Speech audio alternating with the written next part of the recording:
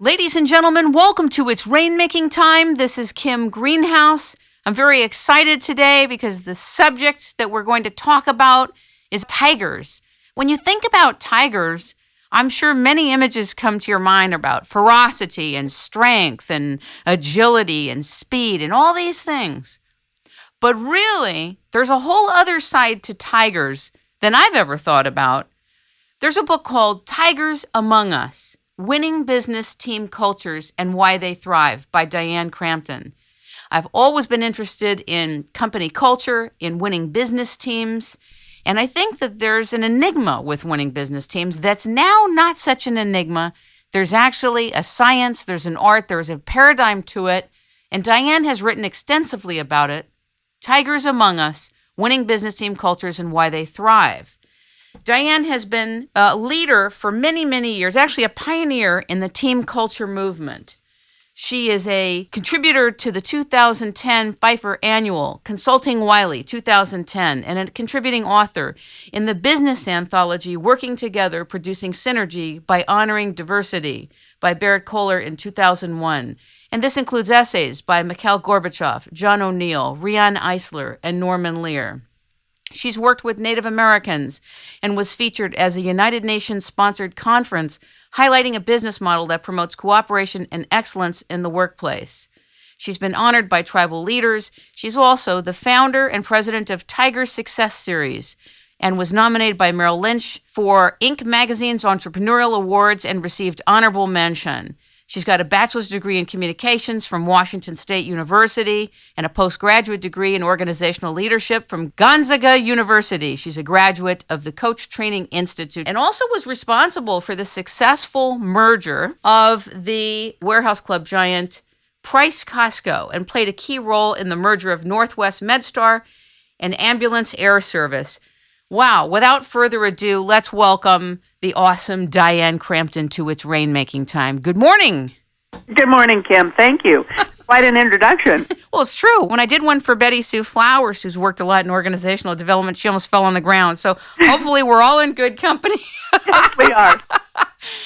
Well, I guess my first question to you is, when did tigers as a concept emerge in your mind, the word tiger? Because obviously there is an association to the animal tiger here, too.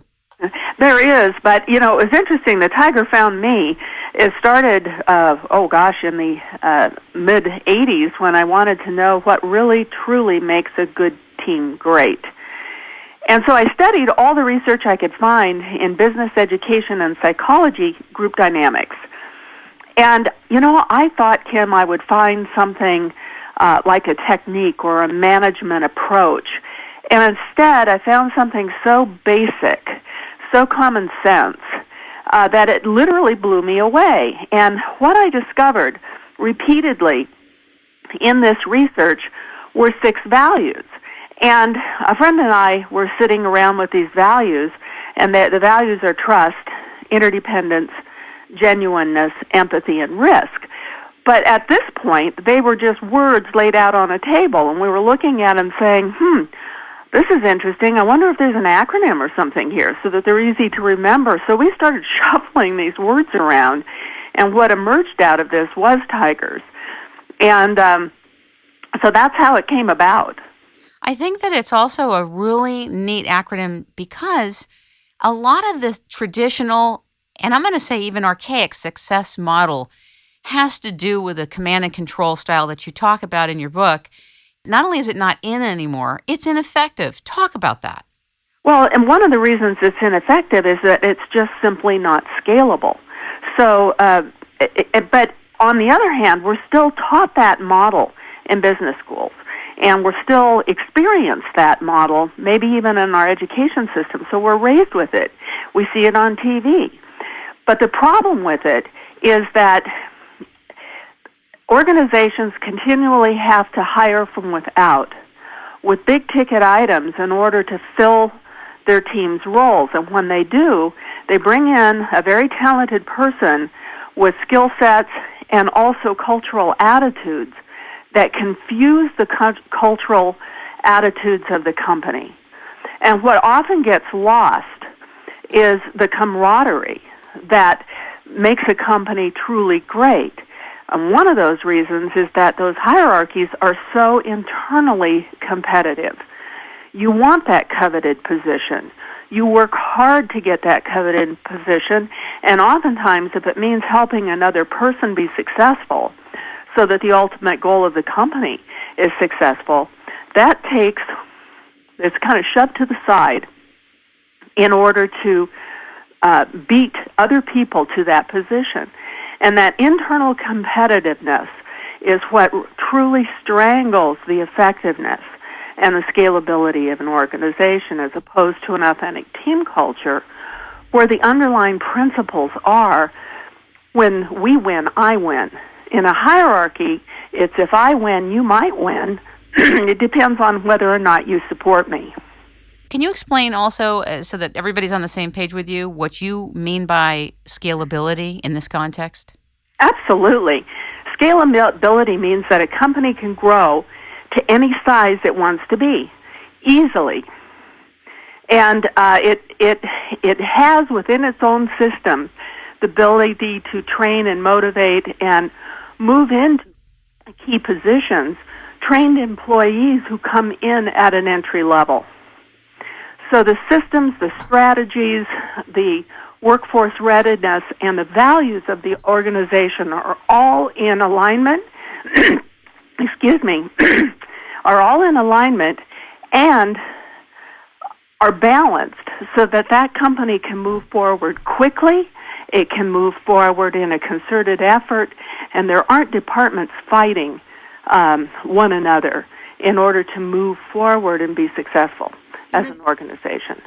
Thank you. In the traditional business culture of command and control, and also by instilling and continually enhancing the internal competitiveness mode within us, how do you respond to that culture saying, look, if you take this internal competitiveness out, you're going to take away the ambition. You're going to somehow stifle the built-in instinctive competitiveness that is asserted as being one of the keys to success. How do you deal with that?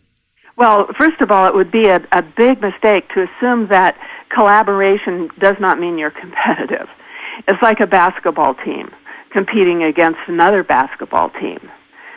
They are on goal, they are on target, and they are going for the points, the basket, so to speak, in business. So when you channel this natural inclination to want to do well, to be excellent, to do your best, to be creative, to be inspired, when you channel that as a target outside of the organization, what you will often find is an outstanding team culture doesn't settle for good market share. They want market superiority, and they go after it.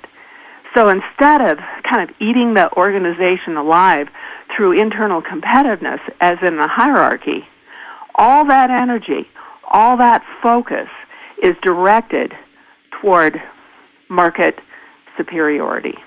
Does that make sense? Yes, and it leads me to the next question, which is, have you ever communicated with or coached an organization that was interested in dismantling their hierarchy? Organizations, through that shift in change, yes, and it's a difficult step. There have been organizational leaders that said, okay, we want to go from being this hierarchy with instilled values and methods for winning to a team culture, and we need to do it, let's say, in 2 years. And what I say to that organization is that, well, how many people do you want to fire in order to do that? Because people want to win. And when they have learned how to win in a certain way, it's very, very uncomfortable for aggressive leaders to go back to what I call ground zero and having to learn new abilities and new talent.